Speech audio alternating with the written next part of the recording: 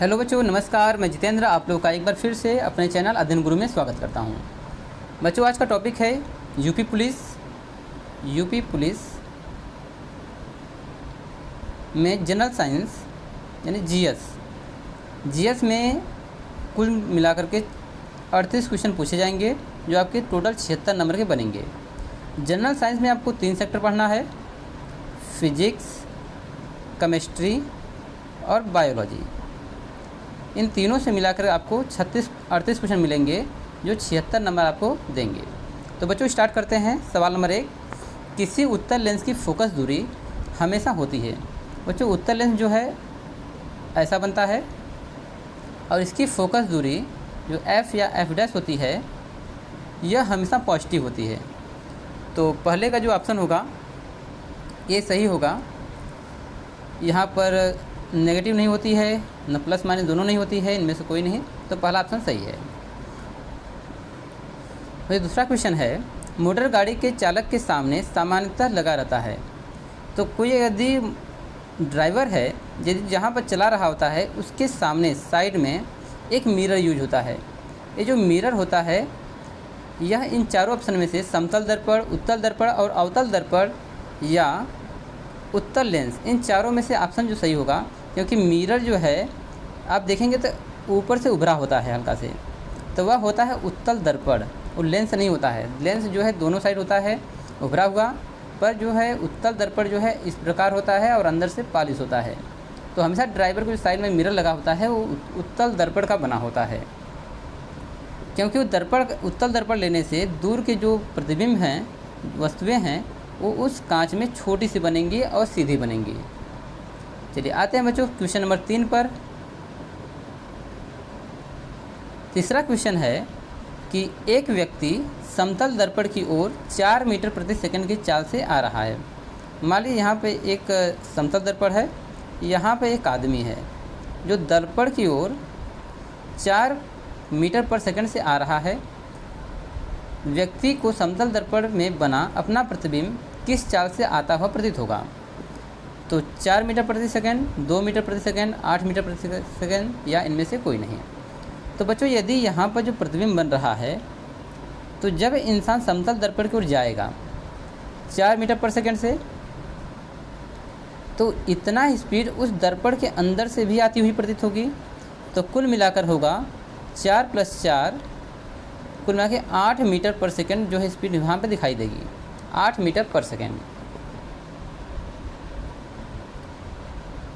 तो C option इसका सही हो जाएगा, 8 मीटर पर सेकंड। आते हैं बच्चों क्वेश्चन नंबर 4 पर।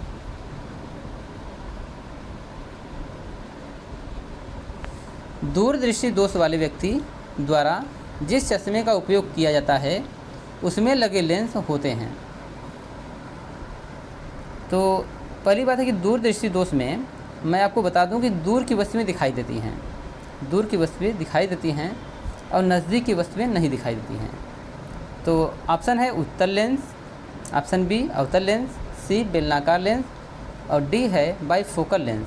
तो इन चारों में से किसका यानी कौन सा ऑप्शन सही होगा। यदि आपको दूर की वस्तुएं दिखाई दे रही हैं, नज़दीक की नहीं दिखाई दे रही हैं, तो आपको उत्तल लेंस का प्रयोग करना चाहिए। ऑप्शन ए यहाँ पे करेक्ट हो जाएगा। बच्चों आते हैं क्वेश्चन नंबर 5 पर।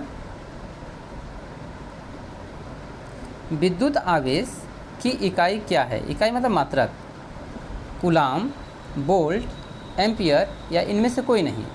तो बच्चों विद्युत आवेश का जो मात्रक होता है वो होता है कूलाम। अगर कूलाम नहीं दिया है तो आप जानते हैं ना Q = IT, Q = IT, ये हो जाएगा एम्पियर सेकेंड। अगर कूलाम नहीं दिया है तो एम्पियर सेकेंड भी होता है। चलिए ऑप्शन नंबर 1 यहाँ पर जो है सही है। आते हैं क्वेश्चन नंबर 6 पर। बच्चों 6वां क्वेश्चन है, विद्युत आवेश 2 प्रकार के होते हैं जिन्हें धन और ऋण आवेश माना जाता है। यह नामकरण किसने बताया था, यानी नामकरण किसने किया था।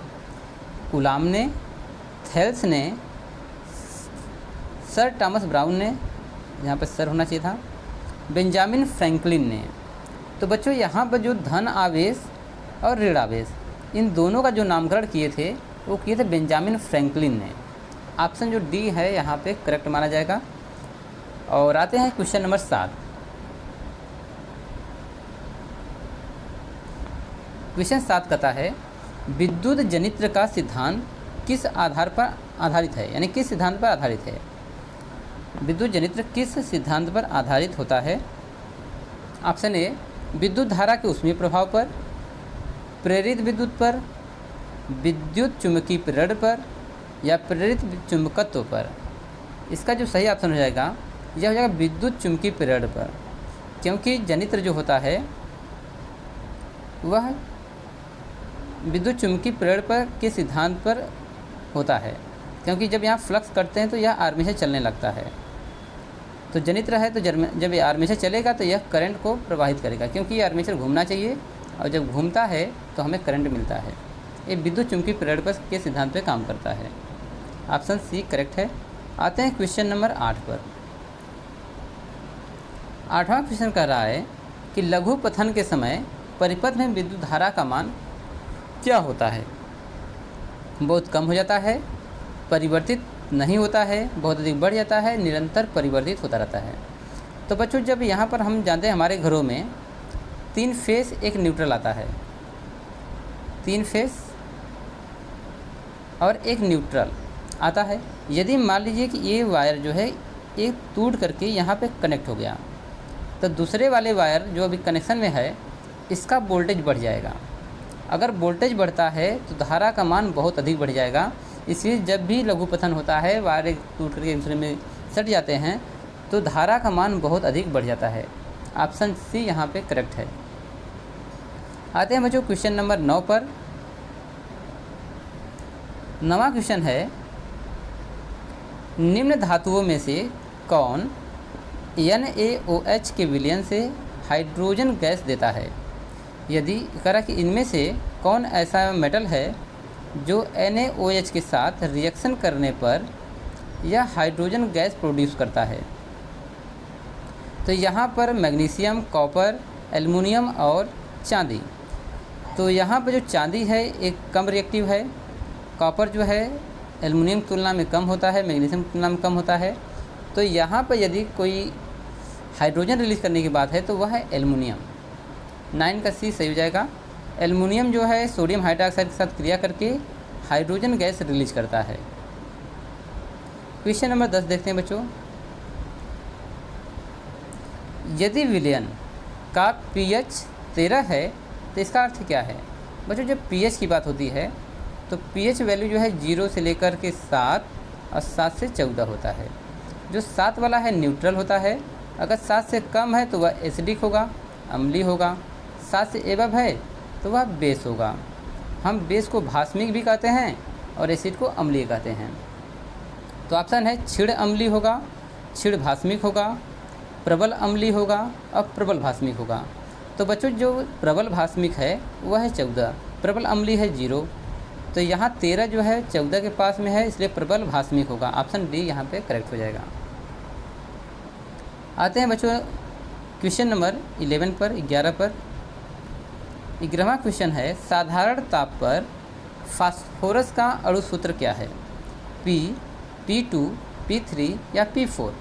तो बच्चों यहाँ पर जो सही ऑप्शन हो जाएगा P4। फास्फोरस का जो अणु सूत्र है सामान्यतः पर P4 होता है। चलिए क्वेश्चन नंबर आते हैं 12। पीतल में क्या रहता है, यानी कि पीतल किससे बनता है। तो बच्चों पीतल जो है एक मिश्र धातु है। ऑप्शन ए कॉपर और स्टेनम, कॉपर और जिंक, कॉपर और पीबी और टीन और पीबी। तो यहाँ पर जो इसका सही आंसर हो जाएगा बी। जो पीतल होता है उसमें कॉपर और जिंक का मिक्सचर होता है। चलिए बच्चों क्वेश्चन नंबर आते हैं 13 पर। 13वां क्वेश्चन है धातुओं की प्रकृति कैसी होती है। विद्युत धनात्मक, विद्युत ऋणात्मक, उदासीन, इनमें से कोई नहीं। तो बच्चों जितने भी धातुएं होती हैं वो प्लस आयन के रूप में होती हैं। उनके पास एक्स्ट्रा जो है इलेक्ट्रॉन होते हैं। तो इनकी जो प्रकृति होगी वो होगी विद्युत धनात्मक। जैसे सोडियम एक धातु है तो Na+ होता है, 1 इलेक्ट्रॉन एक्स्ट्रा होता है। एल्युमिनियम में 3 इलेक्ट्रॉन एक्स्ट्रा हैं, ठीक है। इस प्रकार कॉपर में 1 इलेक्ट्रॉन एक्स्ट्रा है। तो यहाँ पर जो इनकी प्रकृति होती है वो होती है धनात्मक। चलिए बच्चों क्वेश्चन नंबर 14 देखते हैं।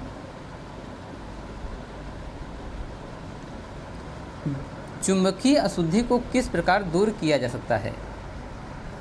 फेन प्लवन विधि द्वारा, वाल आर्केल विधि द्वारा, गुरुत्व प्रखर द्वारा या चुंबकीय विधि द्वारा। देखिए बच्चों, जो चुंबक है तो वह उसकी अशुद्धि को हम चुंबकीय विधि द्वारा ही दूर कर सकते हैं और कोई विधि इसमें काम नहीं करेगी। तो इसका डी ऑप्शन करेक्ट हो जाएगा।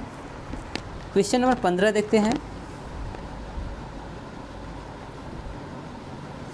कार्बनिक यौगिकों का आवश्यक तत्व क्या है? अगर किसी भी कार्बनिक पदार्थ में कार्बन ही न हो तो वह कार्बनिक कैसा? Carbon, sulphur, phosphorus, hydrogen. तो इसका सही ऑप्शन है ए, कार्बन। कार्बनिक यौगिकों का जो आवश्यक तत्व है वह है कार्बन। 16वां क्वेश्चन देखते हैं बच्चों। अक्रिय तत्व कौन सा है? कार्बन, हीलियम, सोना, हाइड्रोजन। बच्चों जो अक्रिय है, हम जब मंडलिक चावल साड़ी देखते हैं तो हीलियम, नियान, आर्गन,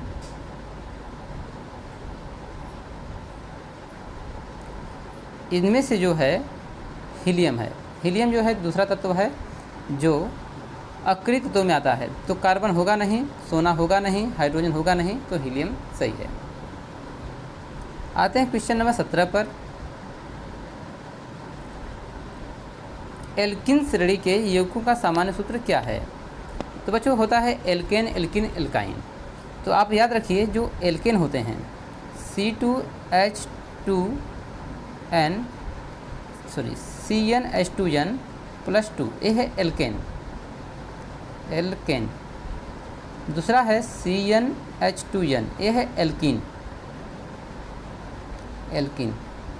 एक होता है CnH2n-2, ये है एल्काइन। एल्काइन, ठीक है। तो इसमें पूछ रहा है एल्कीन कौन सा है? तो CnH2n। ऑप्शन ए, 17 का ए सही है, CnH2n, ठीक है। चलिए बच्चों क्वेश्चन नंबर आते हैं 18 पर। 18वां क्वेश्चन है अपमार्जक बनाने में उपयोग होता है। तो बच्चों अपमार्जक जो होते हैं ना, ये अशुद्धियों को दूर करने के लिए बनाए जाते हैं। तो कह रहा है अपमार्जक बनाने में प्रयोग क्या उपयोग होता है? ईथर का, कास्टिक पोटाश का, एल्कोहल का या गंधक अम्ल का। तो इसका सही हो जाएगा आंसर एल्कोहल का। अपमार्जक बनाने के लिए एल्कोहल का यूज किया जाता है। क्वेश्चन नंबर 19 है।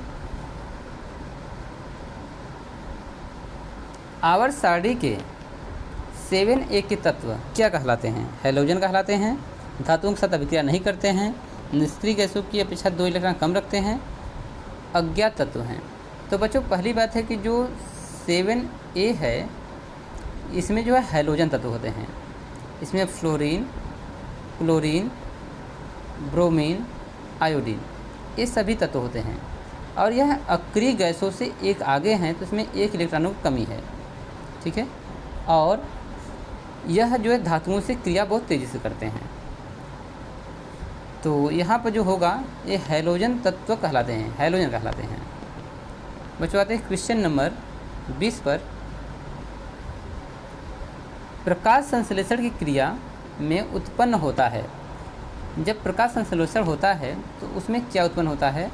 प्रोटीन, कार्बोहाइड्रेट, विटामिन, वसा।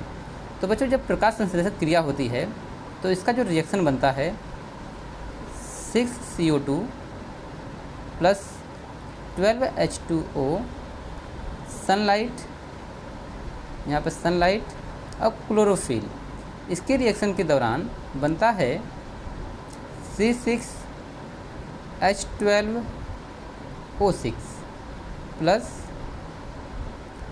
6H2O + 6O2। तो यहाँ पर ग्लूकोज का निर्माण हुआ है जो कार्बोहाइड्रेट का ही एक भाग है। तो आते हैं, इसका सही हो जाएगा कार्बोहाइड्रेट। क्वेश्चन नंबर 21 देखते हैं बच्चों। श्वसन की क्रिया होती है साइटोप्लाज्म में, श्वसन की क्रिया होती है साइटोप्लाज्म में, काम माइटोकॉन्ड्रिया में, राइबोसोम्स में, हरित लौह में। तो बच्चों जब हम श्वसन क्रिया करते हैं तो इसमें जो श्वसन की प्रक्रिया माइटोकॉन्ड्रिया में होती है, क्योंकि श्वसन के दौरान ही ऑक्सीजन का उपयोग होता है और एटीपी के रूप में हमें ऊर्जा प्राप्त होती है। तो सही ऑप्शन हो जाएगा बी, माइटोकॉन्ड्रिया। क्वेश्चन नंबर 22 है, एक स्वच्छ मनुष्य में प्रकुंचन एवं अनुशीतलन दाब होता है 120/80, 80/120, 80/100, 72/80। तो इसमें बच्चों हो जाएगा ए, 120/80। क्वेश्चन नंबर बच्चों देखते हैं 23। 23वां क्वेश्चन है कि पत्तियों का मुरझाना किस पादप हार्मोन के कारण संभव होता है। तो पत्तियां मुरझाती हैं, इसका रीजन क्या है? जिब्रेलिन, साइटोकाइनिन, एब्सिसिक अम्ल या ये सभी। तो बच्चों जो इसका हो जाएगा, जिब्रेलिन से पौधे बढ़ते हैं, साइटोकाइनिन से भी। तो जो एब्सिसिक अम्ल है इससे पत्तियां पीली होकर गिरने लगती हैं। ऑप्शन सी इसका सही हो जाएगा। बच्चों क्वेश्चन नंबर 24 देखते हैं।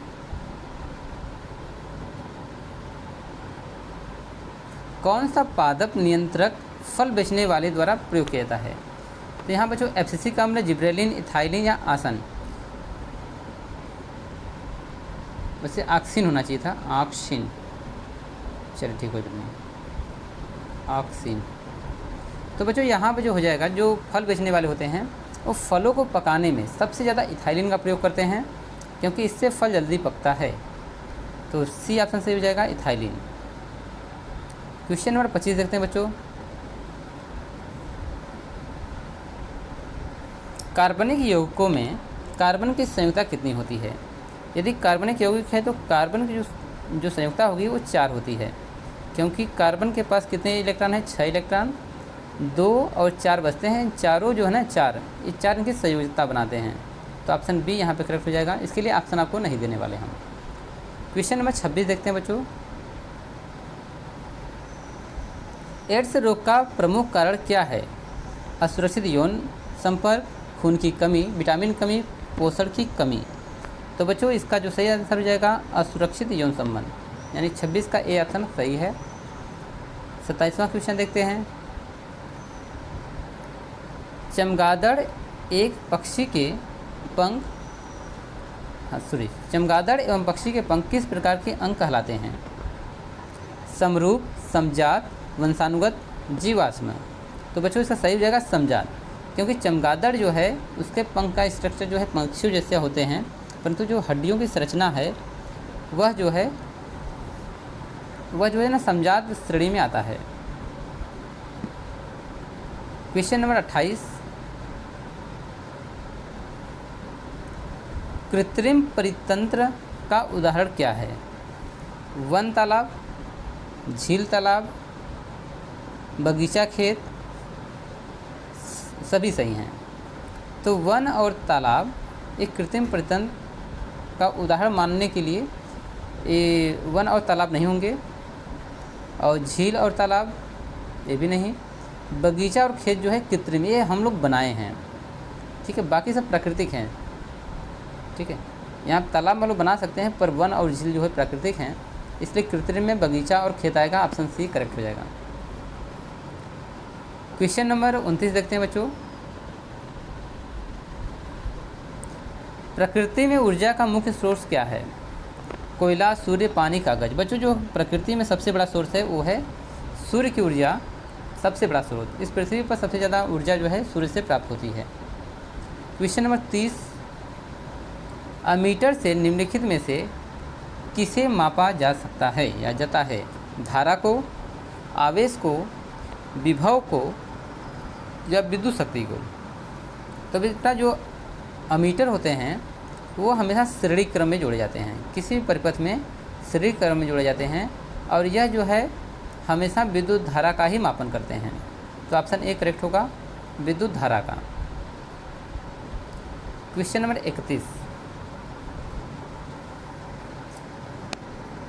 वह उपकरण जो विद्युत ऊर्जा को यांत्रिक ऊर्जा में बदलता है यह कौन सा है? जनरेटर, यह तो यांत्रिक ऊर्जा से विद्युत ऊर्जा में बदलता है। विद्युत मोटर, जनरेटर और विद्युत मोटर दोनों, इनमें से कोई नहीं। तो ये सभी नहीं है। विद्युत मोटर जो है विद्युत ऊर्जा को यांत्रिक ऊर्जा प्रदान करता है। यानी कि जब हम उसको विद्युत देते हैं, यानी कि जब विद्युत देते हैं तो वह क्या होता है, घूमने लगता है। इसे यांत्रिक ऊर्जा कहते हैं। क्वेश्चन नंबर 32 देखते हैं बच्चों। प्लाज्मोडियम में किस विधि द्वारा जनन होता है? तो बच्चों यहाँ पर जो प्लाज्मोडियम बार बार आता है, यह हमारे शरीर में ना जैसे मच्छर वगैरह काटने से भी पहुँच जाते हैं। तो इनमें इनके कण होते हैं, धीरे धीरे बड़ा होता है और अचानक जो है विस्फोट हो जाता है, ठीक है, उसमें टूट जाते हैं। तो प्लाज्मोडियम में द्विखंडन होता है या बहुविखंडन होता है या मुकुलन होता है या जनन? मतलब बीजाणु जनन तो होगा नहीं, मुकुलन होगा नहीं। अब द्विखंडन यानी क्या 2 ही बार टूटेगा? नहीं, ये बहुविखंडन करते हैं, बहुत सारे मात्रा में टूट जाते हैं और पूरे बॉडी में फैल करके हमें नुकसान पहुंचाते हैं। आते हैं क्वेश्चन नंबर 33। निकट दृष्टि दोष को निम्नलिखित में से किस लेंस के द्वारा हटाया जा सकता है? तो बच्चों जो निकट दृष्टि दोष होता है ना, वो नज़दीक की वस्तुएं दिखाई देती हैं पर दूर की दिखाई नहीं देती हैं। तो यदि आपको नज़दीक की दिखाई दे रही हैं तो आपको इन चारों में से अवतल लेंस को प्रयोग करना पड़ेगा, क्योंकि दूर की वस्तु अगर दिखाई नहीं दे रही है तो हम अवतल लेंस लगाएंगे। बी ऑप्शन सही हो जाएगा। Question number 34।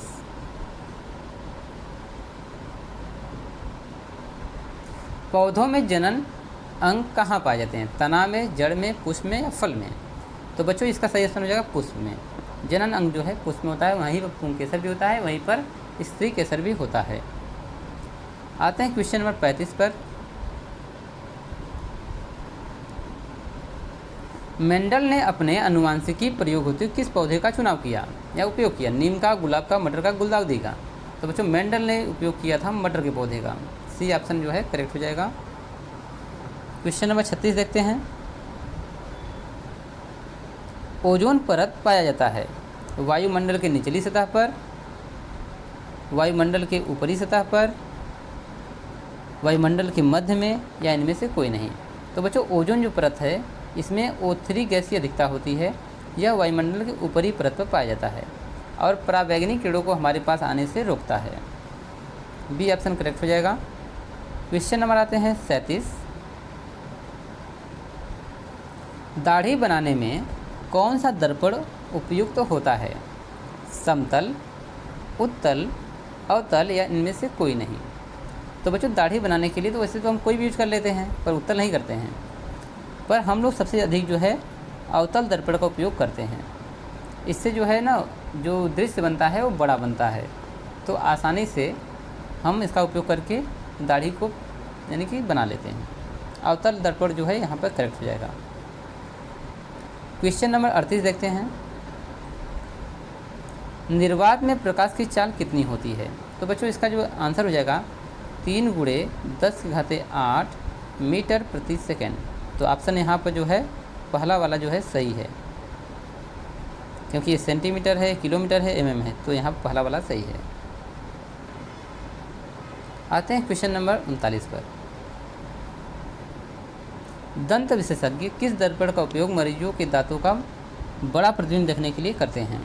समतल दर्पण, अवतल दर्पण, उत्तल दर्पण, इनमें से कोई नहीं? तो बच्चों जब आप दांत की दुकान पर जाओगे किसी डॉक्टर के पास, तो आपके दांतों को देखने के लिए अवतल दर्पण का वो उपयोग करता है। तो 39 का जो है बी ऑप्शन सही हो जाएगा, अवतल दर्पण। क्वेश्चन नंबर देखते हैं 40। किस दर्पण में केवल आभासी काल्पनिक प्रतिबिंब बनता है? किस दर्पण में आभासी और काल्पनिक? समतल, उत्तल, अवतल, समतल और उत्तल दोनों? तो यहाँ पर समतल और उत्तल जो है जो दोनों है ना, इनमें काल्पनिक और आभासी प्रतिबिंब हमेशा बनता है। आते हैं क्वेश्चन नंबर 41 पर। मोटर चालक के सामने दर्पण यानी साइड मिरर लगा होता है अवतल दर्पण का, समतल दर्पण का, उत्तल दर्पण का, इनमें से कोई नहीं? अगर अवतल लगा देंगे तो एक ही चित्र में पूरा भर जाएगा। समतल जो है लगाएंगे तो ये प्रतिबिंब को मतलब कि ज़्यादा कैप्चर नहीं कर पाएगा। यहाँ पर लगाते हैं उत्तल दर्पण, तो यह साइड में जो उत्तल लगाते हैं ना, तो यह ज़्यादा से ज़्यादा एरिया को कवर करता है। तो साइड मिरर में उत्तल दर्पण का उपयोग किया जाता है। 41 का सी ऑप्शन सही है। अब देखते हैं 42। प्रकाश तरंग उदाहरण किसका है? प्रकाश तरंग उदाहरण है ध्वनि तरंग का, विद्युत चुंबकीय तरंग का, पराबैंगनी तरंग का, पराश्रव्य तरंग का। तो इसका सही ऑप्शन हो जाएगा बी, प्रकाश तरंग जो है ना विद्युत चुंबकीय तरंग है। ठीक है, अभी स्पीड की बात हो रही थी, 3 × 10⁸ मीटर प्रति सेकेंड। चलिए आते हैं क्वेश्चन नंबर 43 पर।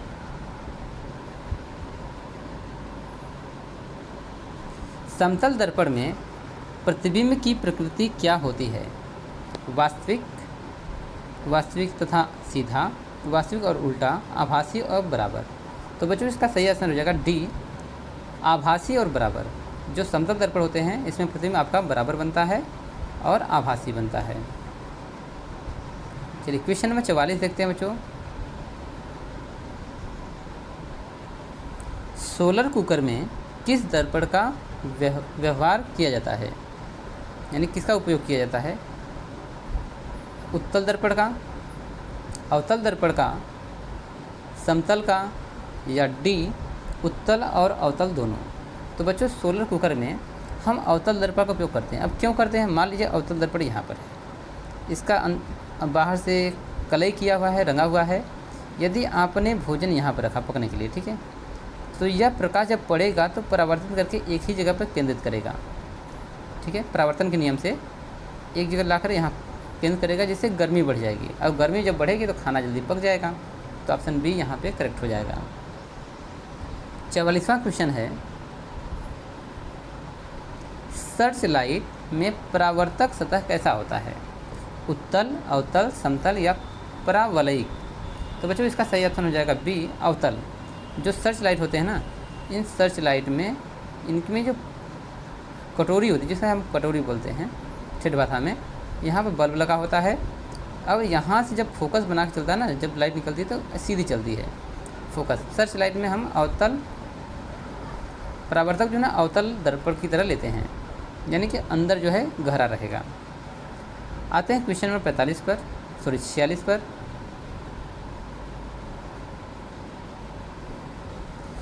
यदि किसी बिंब मतलब वस्तु का प्रतिबिंब का आवर्धन धनात्मक हो तो उस प्रतिबिंब की प्रकृति क्या होगी? वास्तविक और उल्टा, वास्तविक और सीधा, काल्पनिक और उल्टा, काल्पनिक और सीधा। तो बिंब का आवर्धन जो है धनात्मक है तो वह काल्पनिक और सीधा होगा। ऑप्शन डी करेक्ट है। क्वेश्चन नंबर 47 देखते हैं बच्चों। परावर्तन के नियम से निर्धारित होता है, यानी किससे निर्धारित करेंगे आप परावर्तन के नियम को? आपतन कोण बराबर होता है परावर्तन कोण के, परावर्तन कोण बराबर होता है अपवर्तन कोण के, आपतन कोण बराबर होता है विचलन कोण के, इनमें से कोई नहीं। तो बच्चों यहाँ पर हो जाएगा आपतित किरण परावर्तित किरण के बराबर होती है। मान लीजिए कोई परावर्तक पृष्ठ है, तो जिस ये आभासी जो है एक हमने क्या लिया, लंब ले लिया, जिस एंगल से किरण आ रही है उसी एंगल से वापस जाती है, तो इसे बोलते हैं परावर्तन का नियम, यानी कि ये कोण इस कोण के बराबर होता है। क्वेश्चन नंबर 48 देखते हैं बच्चों। समतल दर्पण द्वारा बना प्रतिबिंब है वास्तविक, काल्पनिक, ए और बी दोनों, डी इनमें से कोई नहीं। तो बच्चों इसका हो जाएगा समतल दर्पण के सामने आभासी प्रतिबिंब बनता है जिसे हम काल्पनिक कहते हैं। ठीक है, ऑप्शन बी करेक्ट है। Question number 49। किसी दर्पण का मध्य बिंदु क्या कहलाता है? मान लीजिए दर्पण है, इस किसी गोलक से बना हुआ है, तो इसका जो मध्य बिंदु होगा इसे हम क्या कहेंगे? फोकस, ध्रुव, वक्रता केंद्र, इनमें से कोई नहीं। तो बच्चों हम इसको कहेंगे, जो हमारा क्वेश्चन है 49 का ना, दर्पण का, ये मान लीजिए दर्पण है, इसका मध्य बिंदु यहाँ की बात कर रहा है, तो इसे पी से दिखाते हैं, इसे ध्रुव कहा जाता है बच्चों। तो दर्पण जो है, दर्पण का मिडिल पॉइंट ध्रुव कहलाता है। Question number 50।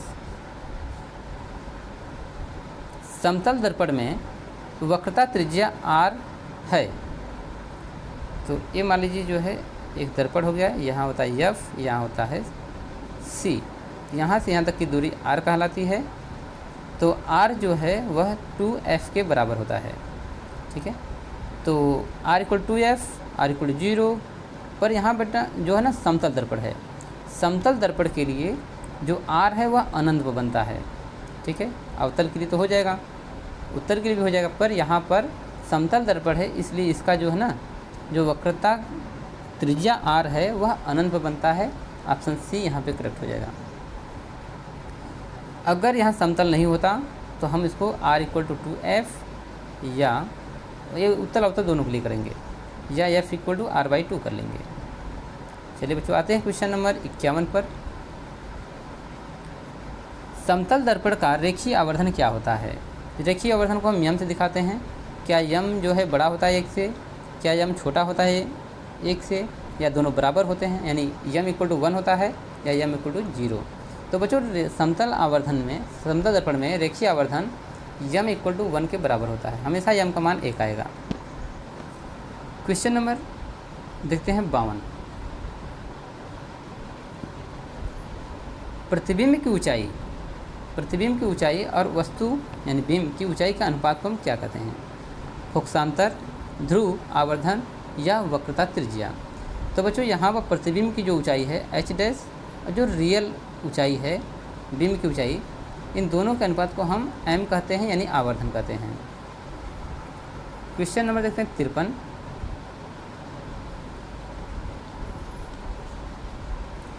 किसी दर्पण का मध्य बिंदु कहलाता है। किसी दर्पण का मध्य बिंदु क्या कहलाता है?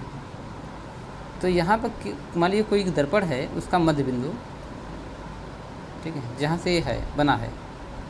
वैसे भी इसका तो एक बार हमने लगाया था इस पे ध्रुव वाले पर इसकी बात कर रहा है कि ये जो दर्पण है इसका मिडिल पॉइंट ए वाला, ये क्या कहलाएगा? ये सी कहलाता है, जिसे हम वक्रता केंद्र कहते हैं। ऑप्शन सी यहाँ पे करेक्ट होगा, वक्रता केंद्र। तो बच्चों मैं आशा करता हूँ कि आपको जीएस समझ में आ रहा होगा।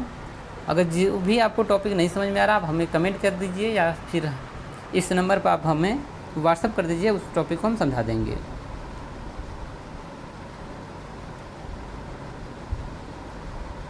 ठीक बच्चों।